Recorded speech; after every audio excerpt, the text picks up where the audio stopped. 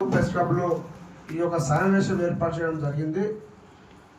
నా పేరు బొజ్జ యాదగిరి, దళిత జనసమితి రాష్ట్ర వ్యవస్థాపక అధ్యక్షులను.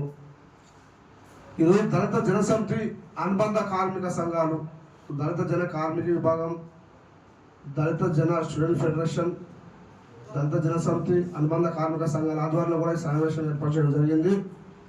కాబట్టి ఈ సమావేశం ముఖ్య ఉద్దేశం ఏంటంటే, మందకృష్ణ గారు 30 సంవత్సరాలు సుదీర్ఘ పోరాటం చేసిన మాదిగలు.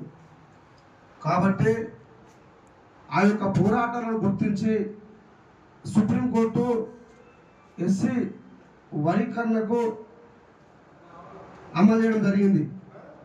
కాబట్టి మరి దాన్ని అడ్డుకోవాలని చెప్పి మన మాల సోదరులు చూస్తూ ఉన్నారు. కాబట్టి ఇవాళ ఏబిసిడి వర్గీకరణ గనుక అమలైతే మరి మాదిగా విద్యార్థులకు, నిరుద్యోగులకు వాళ్ళందరూ కూడా మంచి భవిష్యత్తు ఉంటుంది. కాబట్టి